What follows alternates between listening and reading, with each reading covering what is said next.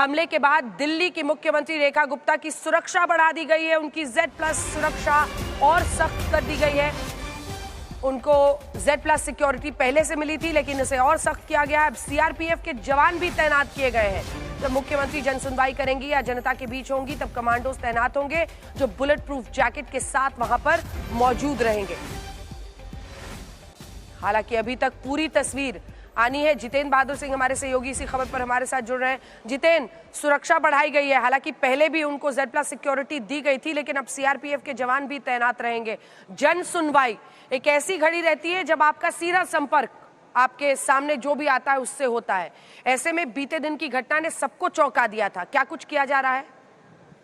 बिल्कुल अंजना, कल जिस तरीके से हमला हुआ उसके बाद सिक्योरिटी में रिव्यू हुआ केंद्रीय गृह मंत्रालय के द्वारा, और इसके साथ साथ जो सेंट्रल सिक्योरिटी फोर्सेज हैं और दिल्ली पुलिस, इन तमाम अधिकारियों के साथ एक बैठक की पहले गई। Z सिक्योरिटी थी, Z कैटेगरी की, और अब उसको Z+ किया गया है।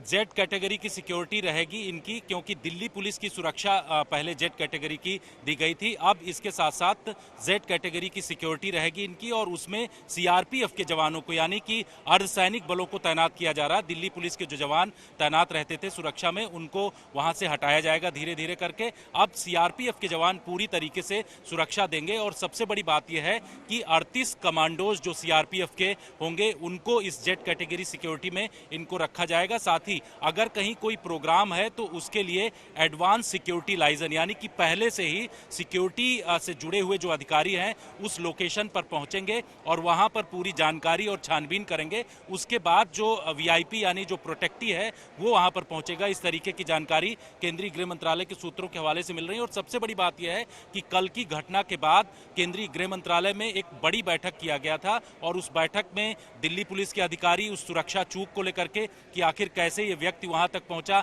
इसको लेकर के भी जानकारी हासिल की गई। साथ ही ये कदम बढ़ाया गया कि CRPF जो कि पहले से ही बहुत सारे VVIPs को सुरक्षा दे रहे हैं, अब CM रेखा गुप्ता की सुरक्षा में CRPF को तैनात किया जाएगा। और राउंड द क्लॉक जो है उनके साथ PSO तैनात रहेंगे। जब भी किसी जगह वो मूवमेंट करेंगी तो इस सुरक्षा में बड़े इंतजाम किए गए हैं। अंजना, बहुत धन्यवाद आपका जितेंद्र इस तमाम जानकारी के लिए। इस बीच तफ्तीश कहां पहुंची है, इस पर भी देश की नजर है, क्योंकि दिल्ली की मुख्यमंत्री पर हमले के मामले में आरोपी राजेश को 5 दिन की पुलिस हिरासत में भेजा गया है।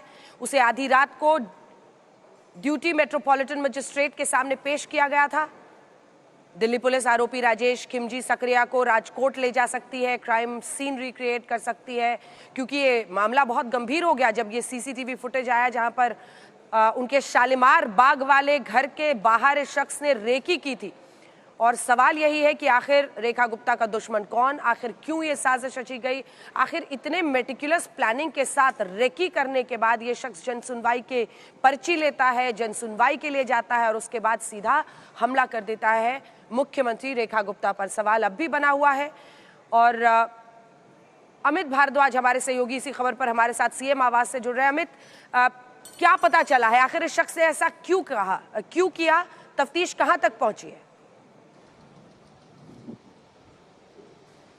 अंजना, देखिए, फिलहाल दिल्ली पुलिस अपनी तरफ से इस मामले में कोई बयान जारी नहीं कर रही है, और इसकी वजह यह है कि वो जो शुरुआती बयान आया, खासतौर पे जो डॉग लवर वाला जो एंगल आया, वो इस वजह से आया क्योंकि राजेश सकारिया की मां ने दावा किया था कि वो डॉग लवर है और जो हाल फिलहाल की घटनाएं थी उससे आहत था। लेकिन दिल्ली पुलिस इस पूरे मामले की हर एंगल से जांच करना चाह रही है। इस वजह से जो घटना यहाँ पे हुई, कल मैं यहीं खड़ा था CM रेखा गुप्ता के आवास पे, तो उस वक्त आपको FSL की टीम भी दिखाई दे रही थी। FSL की टीम बाकायदा घर के अंदर गई थी। दूसरी खबर आई कि CDR की जांच हो रही है, यानी कि किन किन लोगों से आरोपी राजेश ने बात की थी, किन के साथ कनेक्शन में था, टच में था, वो पूरा लूप क्रिएट किया जा रहा है, डॉट्स को कनेक्ट किया जा रहा है।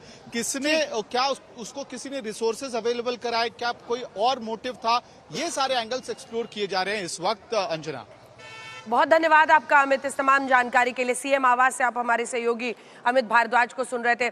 इस बीच जो जानकारी आई है, पूछताछ में आरोपी ने एक नई और चौंकाने वाली बात बताई है। आरोपी राजेश सकरिया ने बताया कि उसने सपने में शिवलिंग और कुत्ते को देखा था।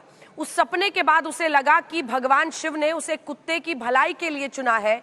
बड़ा सवाल यह है कि कहीं बड़ी साजिश को कवर करने के लिए डॉग लवर की बात को बढ़ा चढ़ाकर पेश तो नहीं किया जा रहा है। ये रिपोर्ट देखिए, फिर हम अन्य खबरों का रुख करेंगे।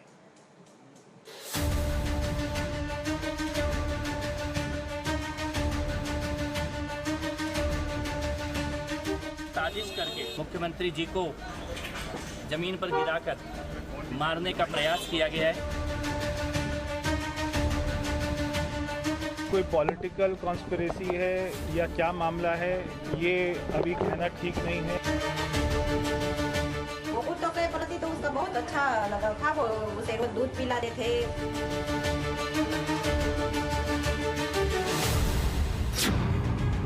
बेजुबान से प्यार या हमले के पीछे थी कोई बड़ी साजिश। दिल्ली की सीएम रेखा गुप्ता के ऊपर कल सुबह जनसुनवाई के दौरान हुए हमले के केस की गुत्थी अब तक सुलझ नहीं पाई है। एक तरफ दिल्ली सरकार के मंत्री इसे बड़ी साजिश करार दे रहे हैं, तो दूसरी तरफ हमलावर राजेश भाई खीमजी सकारिया की मां उसे डॉग लवर और गुस्सैल स्वभाव का बताकर साजिश के आरोप से इनकार कर रही है। बाहिरी छोकरा छोकरासी काई खबर नहीं हंजा बाहिरी छोकरा ने मोटा मत कइरा અમે કામ પેટ ભરી છે ઘરમાં બધાને મારતા હા બધાને મારે એનું હું કાઈ નહીં બાહિરી ને બહુ જ મારે બિચારી ઘરવાળી ને મારે કઈ મારો મગજ કે હું એને હું બોલું તો મને મારે સ્વભાવ એવો જ મગજ જ એવો થઈ ગયો। बेजुबानों से आरोपी राजेश के प्रेम की बात उसके पड़ोसी भी कर रहे हैं।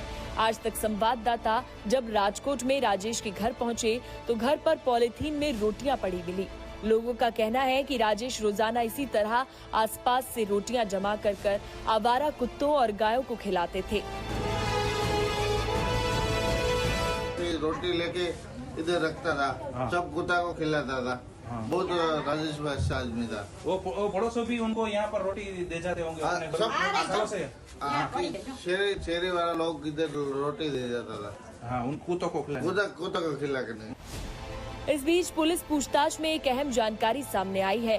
आरोपी ने पूछताछ में बताया कि उसने सपने में देखा था कि शिवलिंग के ऊपर कुत्ता बैठा है, जिससे आरोपी को लगा कि भगवान शिव ने कुत्तों की आवाज उठाने के लिए उसको चुना है। आरोपी राजेश ने पूछताछ में अपने पशु प्रेम को लेकर कई दावे किए हैं। उसने बताया है कि गुजरात में पशुओं के हित से जुड़े मामले में वो अनशन कर चुका है। आरोपी मई में अयोध्या गया था, जहां बंदरों की बेहतरी के लिए अनशन कर चुका है। आरोपी ने बताया कि कुछ दिन पहले उसने एक वीडियो देखा था जिसमें दिल्ली में कुत्तों के शेल्टर होम बनाने की बात चल रही थी। आरोपी के इसी तरह के दिए गए बयानों से पुलिस घनचक्कर में है और दिल्ली की सीएम पर हमले के पीछे की असली तलाश में है। अरविंद ओझा के साथ दिल्ली आज तक।